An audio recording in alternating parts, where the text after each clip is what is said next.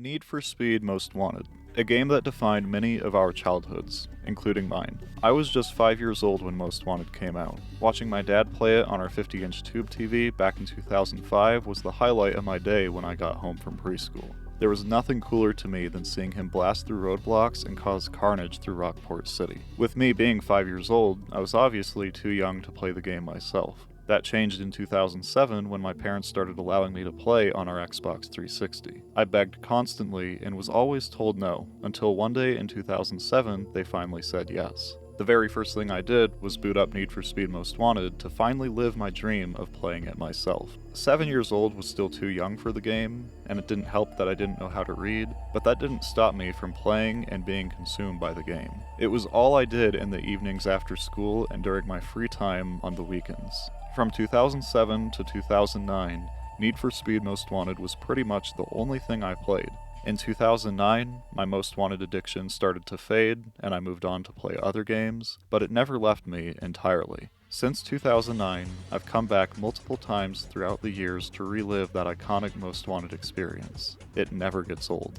I've come back and beaten the game at least 10 times in the last 17 years, and it's always so much fun.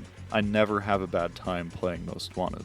Looking back in 2026, the game is obviously a product of the mid-2000s, but that's what makes it so iconic.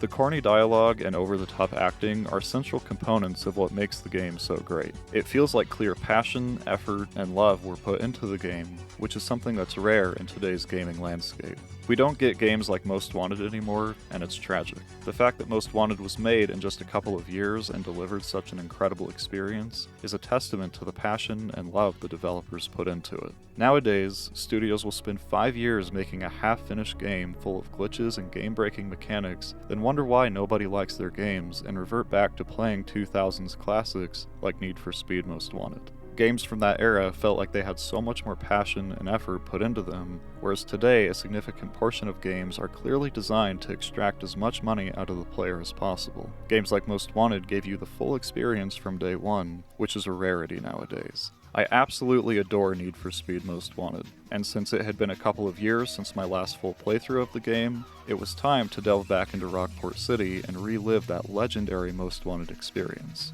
As of recording this video, it's been 1 week since I finished my playthrough, and all I can say is it's just as incredible as it always is. It never gets old, and I never get tired of it, no matter how many times I play it. I beat the game over the course of 3 days, which is record time for me. It'll usually take me a few weeks, but I was so glued to the game, I couldn't set it down. It's like I was reliving playing the game in 2007. And thanks to the power of playing on PC and having access to mods like Modern Rockport and extra options, I was able to relive and re-experience the game in a completely new way. When we remember games from childhood, we'll often picture them as being hyper-realistic, then upon going back and replaying them, we become aware of how bad the graphics actually were. I was using a graphics mod, so it's not a fair comparison, but the game looked just as good as I remember it being when I played Most Wanted as a child. And I like Modern Rockport because it doesn't drastically change the look of the game like other texture mods do. It tastefully enhances rather than completely changes. Even without Modern Rockport, the game has aged incredibly from a graphics standpoint. In fact, most of the game has aged quite well. There are only a few areas where the age of the game is evident. Like mentioned earlier, the acting and dialogue are obviously products of the mid-2000s, but that's part of the charm.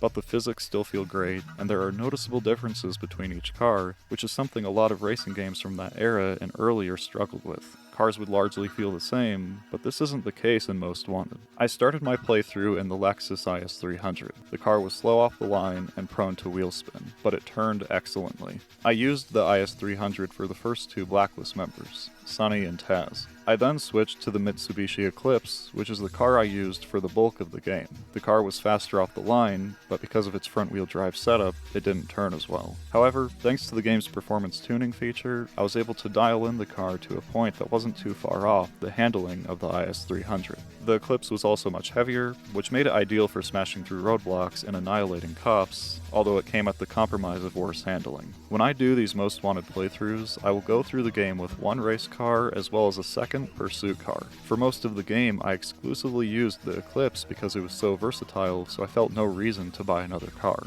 However, as great as the Eclipse was, I eventually got bored of it and switched to the Lotus Elise. The Elise is one of the cars I've used the least in my playthroughs over the years, and boy was I missing out. I would say from a race perspective, the Elise is arguably the best car in the game. It's light and nimble, which makes it a handling god. You can toss it around corners at full throttle, or maybe with only a little lift, and it will stay glued to the road. And because it's so light, it accelerates like nothing else. It was such a fun car to use, and I'm mad at myself that I didn't give it a chance in my earlier playthroughs. I always discarded it for the more popular Porsches, Lamborghinis, and Corvettes. However, it's not all great. Because the Elise is so light, it's terrible for bashing through roadblocks. Roadblocks and K9 unit attacks are near death sentences due to the car essentially having no weight to it. I still kept the Eclipse in my arsenal, so I used the light and nimble Elise for the races and the heavy and muscular Eclipse for the cop chases, which was a perfect setup. The Eclipse plowed through roadblocks like they were nothing, and with the special unlockable Junkman parts that can be obtained by beating each Blacklist member, my Elise Eclipse setup became unstoppable.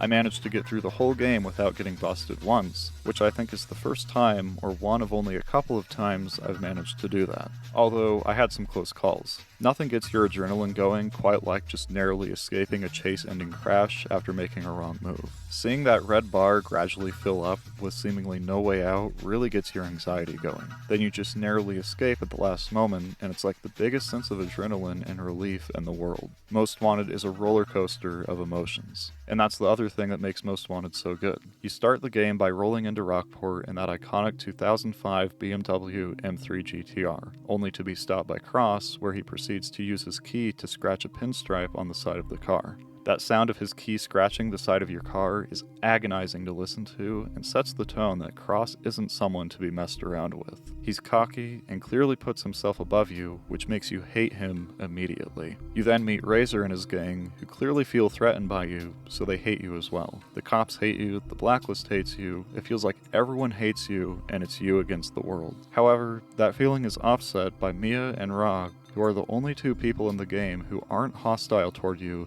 and actually want to help you. Although, it's not quite that simple. At the end of the game, it's revealed that Mia is an undercover cop and was only using you as a means to take down the Blacklist. So there was that sense of betrayal. Although, there were multiple clues throughout the game that hinted at Mia's connection to the cops, so it wasn't that surprising of a reveal. And to give credit to Mia, she does give you the keys to the M3 at the end and lets you escape, so she redeems herself. Then there's Rog, whose backstory is quite similar to yours, but not explicitly stated. In the beginning of the game, Razor steals your M3 by tampering with the car and causing a huge oil leak that causes the engine to seize mid-race. I like to believe the theory that you weren't the first person Razor did this to. The theory is that before your arrival in Rockport City, Rog was in your position. Rog was a new racer to the city, Razor felt threatened, tampered with Rog's car, which caused it to fail mid-race, which took Rog out, and explains how Razor acquired the Mustang he's seen driving at the beginning. In the cutscene during the prologue of the game when you beat Ronnie for the first time, you're informed that Razor is the number 15 guy on the Blacklist. Razor was previously a low-level racer not worthy enough of the Blacklist, but then by beating Rog and taking his car, Razor earned enough reputation to secure that bottom number 15 spot. Razor then did the exact same thing to you, using Rog's stolen Mustang to steal your M3, then used your M3 to become number 1 on the Blacklist. When Razor takes your car and mocks you for being a loser, you can see a girl in his arms who looks a lot like Jules, Blacklist member 8. So I like to believe that Jules is Razor's girlfriend, and he gave the Mustang to Jules upon stealing your M3. But as MatPat says, that's just a theory. However, when taking into account promotional material that supports the theory, there's a good chance this theory is canon, and it perfectly explains why Rog is so eager and willing to help you. He's using you as a means to vicariously take revenge on Razor for what Razor did to him. Whether it's due to a lack of resources and connections, or simply a fear that Rog doesn't believe he has what it takes to take on Razor, he's choosing to sit back and vicariously take revenge on Razor through you instead. So the point is that no one is truly your friend in Most Wanted. The cops hate you, the blacklist hates you, Mia is only treating you as a friend to take down the blacklist, and Rock is using you to take revenge on Razor. It's a very cold environment, but that's what makes Most Wanted so great. The storytelling and emotional weight of the game are outstanding, and it's truly impressive considering it's a 2005 racing game. You don't feel like you're playing a game when you play Most Wanted. It feels like you're immersed in the world of Rockport and actively partaking in the story rather than just watching as a spectator. Most Wanted is an incredible game. However, it does have its issues. Due to the game's rubber banding physics, you'll typically find yourself in either of these two scenarios or a rare third scenario. Scenario A is you find yourself in last place getting gapped by AI opponents going 500 miles per hour. Then there's Scenario B, where you'll be so far in first place, you might as well be in a different country. Then there's Scenario C, where the opponents feel like a challenge but aren't totally overpowered. This scenario doesn't come up often. I found Scenario C to be the most common around the middle of the blacklist.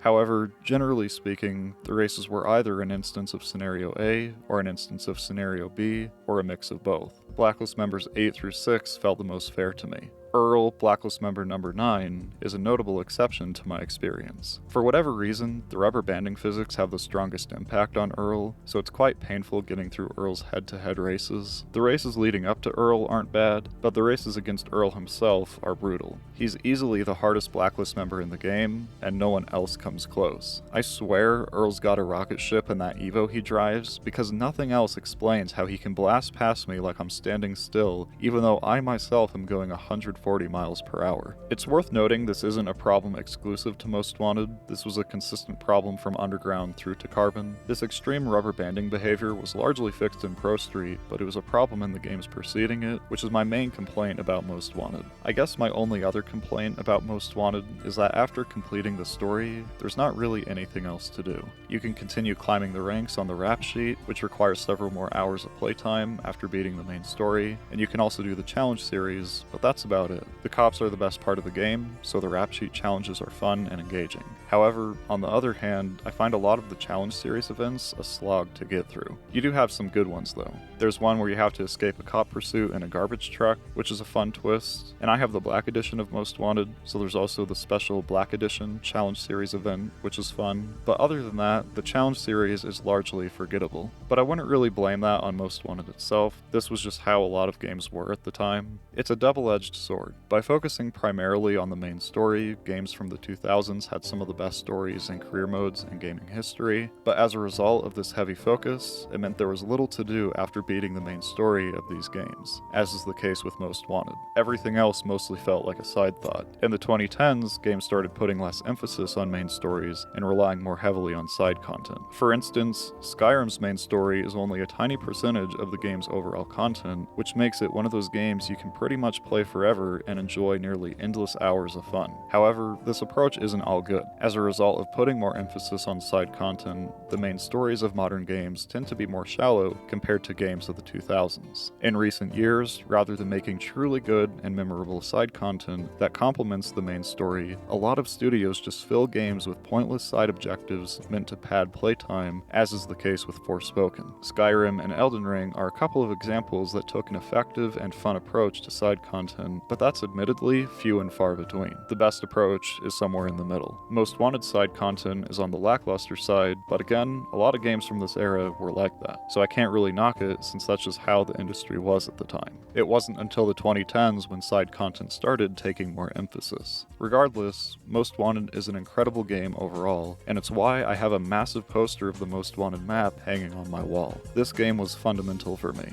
Without Most Wanted, I wouldn't be the person I am today. My dream is to live in the coastal towns of Maine. That dream is entirely based on the fact that Most Wanted's world was heavily inspired by the coastal towns of Maine. In fact, there's a town in Maine called Rockport, with some of the areas closely resembling the Rockport in Most Wanted. Wanting to move somewhere because of a video game is silly, but that's how influential Most Wanted has been for me. My hobbies, interests, and passions in life are largely rooted in my experience playing Need for Speed Most Wanted as a child. One last thing before I end this video is that, despite having first played Most Wanted nearly 20 years ago, I never realized until this most recent playthrough that you could use the pursuit breakers to take down the helicopters. I don't know know how it took me so long to realize, but I was amazed when I realized I could use the pursuit breakers to take down the helicopters and get an easy 100,000 bounty. The fact that it's been nearly 20 years since my first playthrough and I'm still uncovering stuff today is absolutely incredible, and another reason I love the game so much. Going back and replaying Most Wanted in 2026 has been so much fun, and I can't wait to do it again. Thanks for watching. Before you go, make sure to subscribe, leave a like, and drop a comment down below. Until next time.